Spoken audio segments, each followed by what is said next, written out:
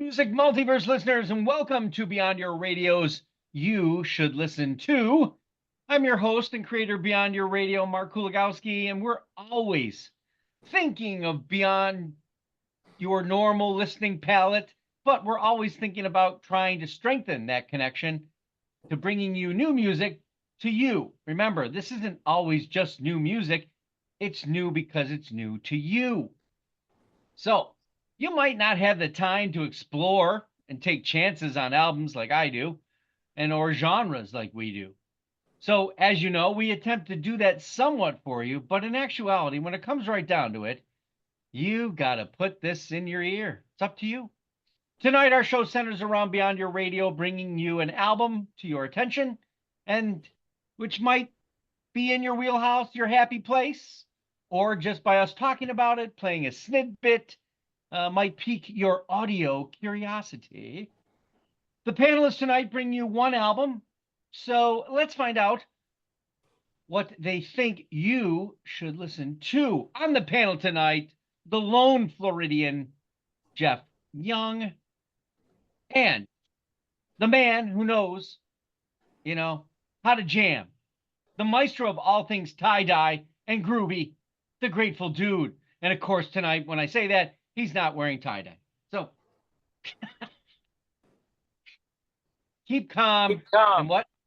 Yeah, all right. Keep calm. And circle the wagon. Circle the wagons. Oh, we're doing a Buffalo Bills reference. Yeah. There we go. Yes, they better circle some sort of wagons. I don't know. They like duck and roll. Yeah. Duck and what? Well, thank you guys for joining us. How are we doing tonight? Very, very good. All right, let's kick this off. Mr. Young, what did you bring? What do you think people should be listening to? So I picked a rock album, visual audio sensory theater, also known as simply Vast. I picked Music for People from 2000, which is their second studio album. Just thinking, I like the band so much, and I guess I would direct people to maybe who haven't heard that to this one first, thinking it's a little bit different than the first and a little bit similar to the third. So it's a good middle point to start out. Really good voice by John Crosby. The rock tracks are not always including ambience, not always including industrial or acoustic parts, but some have them all and some have just one or two of the others.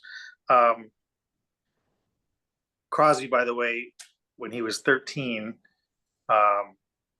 growing up in California, was named by which one of the magazines it was? One of the magazines named him, Guitar Player magazine noted him as most promising young guitarist at age 13. So that's not too bad. But he also uses like electronic instruments to kind of create more of a string orchestral. That's where some of the ambient sound comes from, to go with some of his more ballad type songs versus just as part of the more energetic songs too. The gates of rock and roll will never close on me. The gates of rock and roll will never close on me. Take me to your mansions way beyond the gates. So I guess I would say, like, if you start out with this album, if you want something a little heavier, go to the first debut album, which is self-titled. And if you like what you're hearing, I'd say maybe go on to the next one, which is titled, I believe, Nude. I personally think you'll appreciate all three, and I actually probably think you'll probably like all three too. But I'm not sure which one of those is my favorites. It kind of goes back and forth. I think I sort of gravitate towards Music for People, but then when I say that, I start listening to the other ones. So yeah, I mean, this album, it had relative success because it had some play at MTV, but didn't chart super well. Made the charts, but they were with Elektra Records, so they wound up dropping them. But I think Crosby has his own label anyway after that. But it's really good. really, really good or well arranged music with quality vocals, and some parts were just rocked.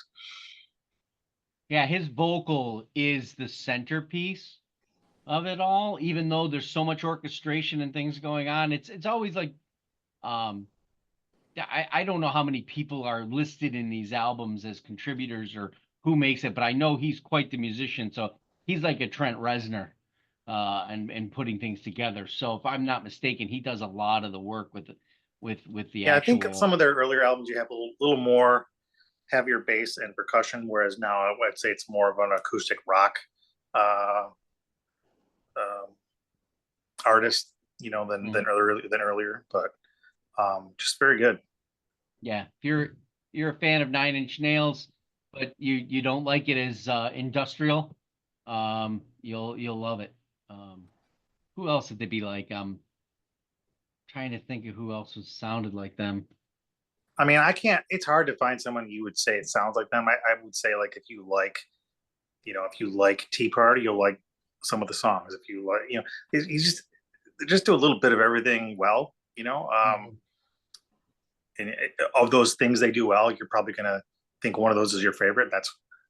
You're going to think, oh, this is like this or this is like that. For me, I don't know. I guess I would, if I had to pick one band, I'd say if you like the Tea Party, you probably would like this band, just because they have a lot of different sounds, and they put them well together very well. Stabbing Westward?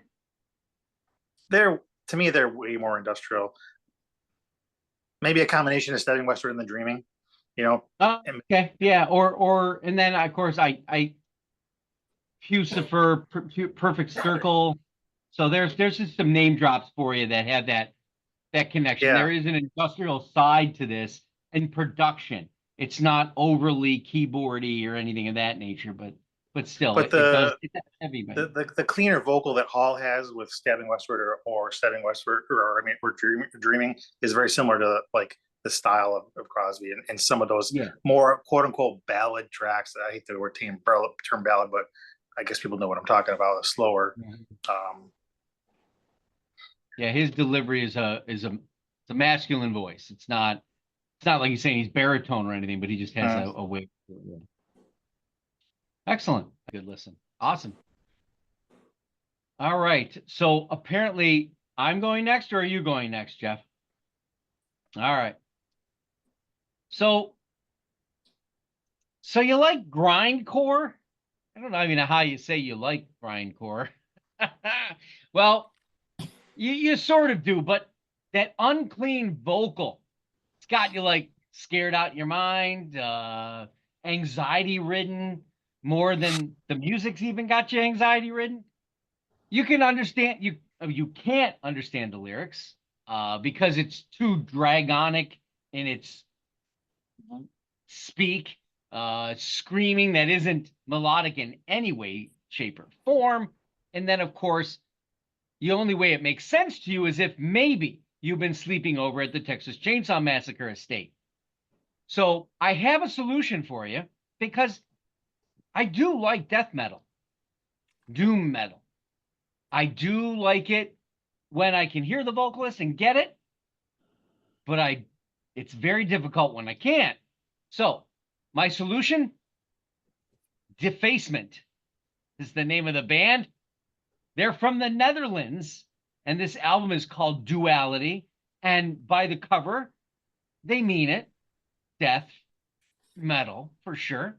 The record label is Unorthodox Emanations. Yeah. Take that word, right? That it's an abstract but perceptible thing that issues or originates from a source. So why did they just call it Unorthodox Source? I don't know. You don't have to worry about the lyrical misunderstanding. Want to know why? Because they're not lyrically saying anything. That's right. The dragon-like, unclean vocal here is utilized as a force, as a devilish enrichment to the sonic disturbance that is, and sort of has created a new level. And here's my spider. living in the basement, baby. So it's a new kind of ambient. All right. The screaming dragon vocal, whoever this individual is, and I didn't look it up, is not going to be getting any dates for anytime soon, I don't think. All right. I can't even imagine what he sounds like when he snores. So here's a bit of the press release from my boy Mario at Avant Garde Music, who sends me this stuff. This was good stuff. But anyway, inspired by the unfathomable, shadowy corners of human existence, Defacement hatches a penetrating sonic journey, unpredictable in its own dynamic, ever-changing form, intricate and complex riffing, lay as the basis for dexterous melodies, making Duality the most complete and mature among the band's output. I agree completely. The cold and experimental interludes entangled between the tracks serve as halting moments that further the conceptuality of Duality. No rhyming there, Dr. Seuss.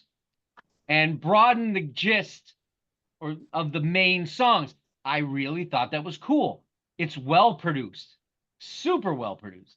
The tremendous rhythmic section, a complex and throbbing pulse. You got drumming that's fierce, serpentine bass playing. If you can detach your ear from the dragon screaming vocal, you'll hear it. Vigorous sounds that evoke both an oppressive aura and a wistful solemnity. Can I dance to it? Can you dance to it? No. Can you break shit to it? Absolutely. Can you get in a mosh pit to it? Or whatever. Sounds like my dancing. Call it a mosh pit. Yeah. I'm not going to be served at the dinner table with it, but it's very death metal. It's intense. It's sonically bathed in the blood of every instrument, which is all right, man. I know you people are out there, right? So where do you put this? Here's a hint of the song. Scabulous is the name of the song. So you get your death metal ear appetite here.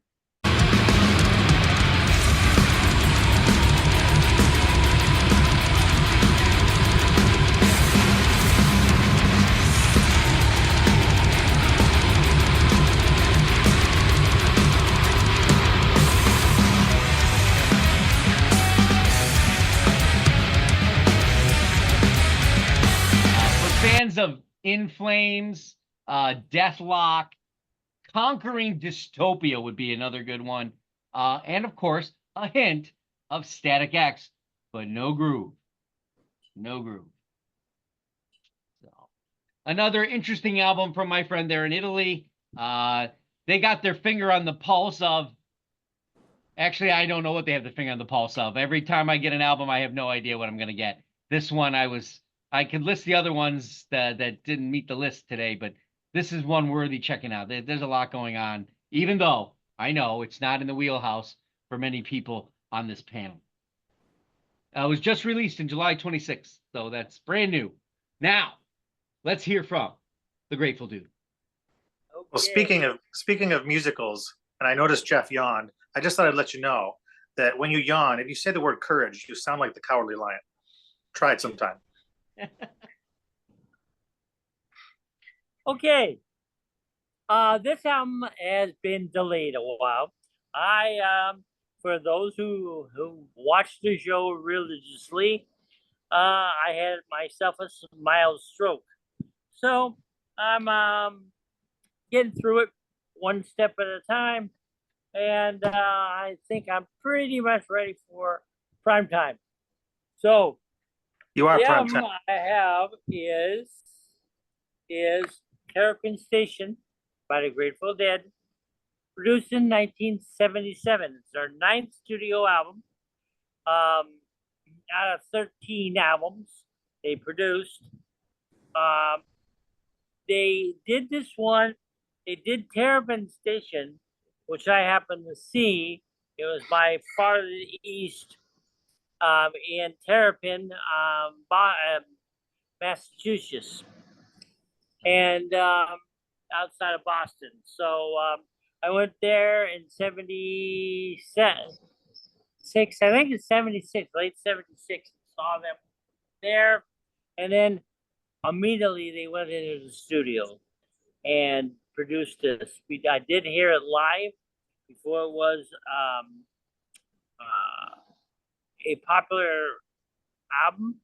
Now it went to number 26, not the 10 years after. After In the Dark came out in 1986, okay, which was one of their major albums. In fact, the only album they went top 10, and they produced this album out, and they re-released it under a same name but a different kind of promotion. So it flew on the wings of In the Dark. So it did really well. It did. I think it went to 13, 12 or 13, and it was a very good album. The album is very not like the Dead. It's very whimsical, and they have parts of it that is full orchestra. The compass always points to Terrapin.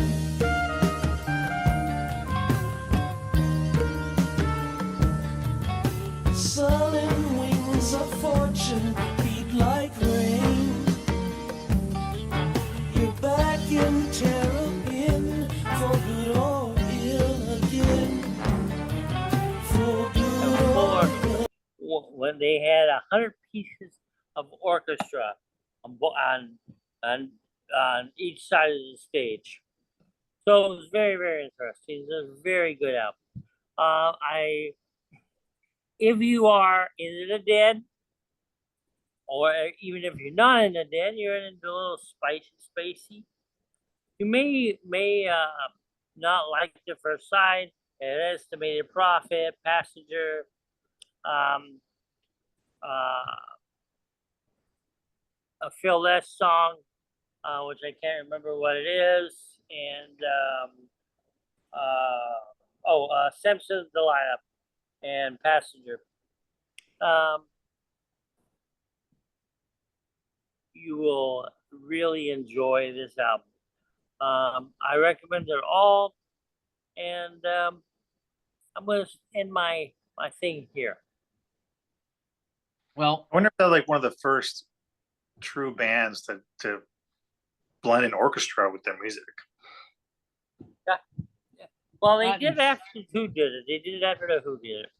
Okay, the Who, gotcha. Yeah, you had. But you're talking like the whole album's like that, right? Though, right? No, the whole album is not like that. No. No. Well, the whole one side of it. I see what you're saying. Okay, gotcha. Oh, one side of it is. So, But just to give people context here, this record, I don't know the facts and things behind it, but I know that this was made to be a commercial record, which the rest of the Grateful Dead albums were not made to be commercial records. The Grateful Dead did what the Grateful Dead wanted to do. This one, I don't know why, but they brought in the guy who did the Fleetwood Mac albums, and he's a commercial record producer, and he probably ran Gestapo over everything, I would think. At least that's probably the gist I get. But honestly, for a band of their nature to do this, it's an embellishment of the sound. It's a bigger production. It's a pop record. Well, with a band that big, you're gonna say to yourself, how come they're not more commercially successful or radio friendly?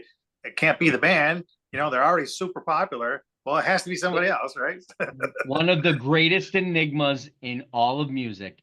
This band, I don't even know if they have well, I'm going to imagine that The Dark is a platinum album. yeah, Other than that, I don't think they have any other platinum albums. I mean, Santana's got one that's got sold 11 million copies. This album I don't even think past gold certification. I think that's it. There's still time. And here is why this is on this you should listen to, because this is the quintessential jam popular orchestration.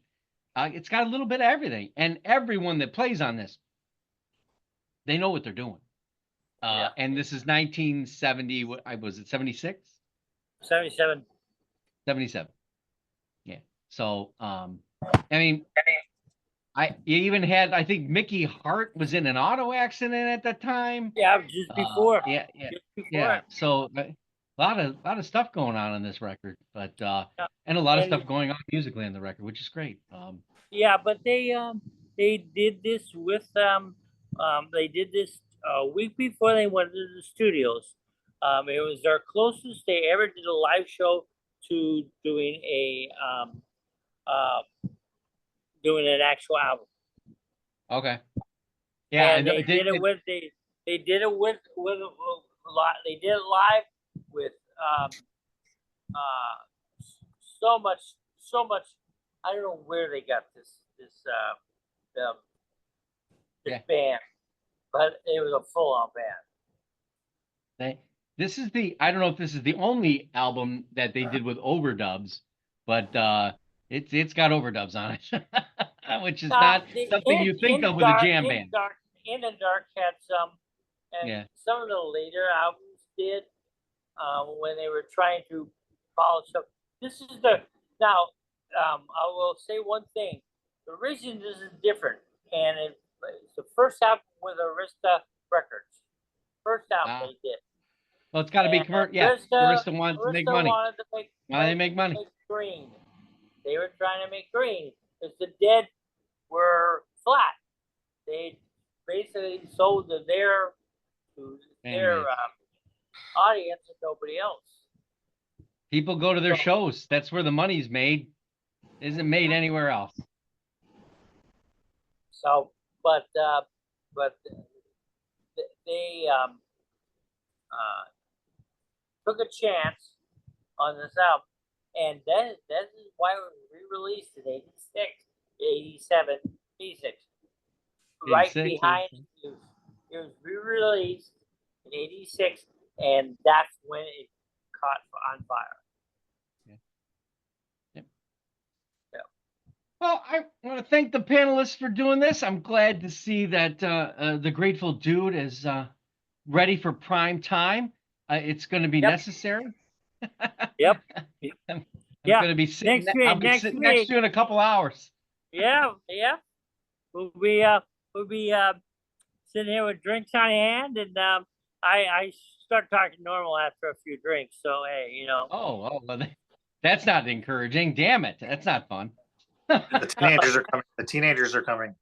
Oh yeah. Hopefully we can hide them somewhere. No. Anyway, I got the little boys next door to take them. So. Yeah. All right. So hey, join us in 2 weeks. We'll do this again. Hopefully other panels will join us to add to the You Should Listen To. Until then, we're on the web at beyondyourradio.com, Facebook, Twitter, Instagram, YouTube. Hey, give us the comments, like, subscribe. We're up another 5 or 6 YouTube subscribers over the last few hours and days. People really loving the driving and crying on Unknown Sundays. Articles, videos, podcasts, check it all out. Music, albums, bands, artists, we do it all. Whatever we can get our hands on. Go Beyond Your Radio with us, a real music appreciation channel. And until next time, happy listening.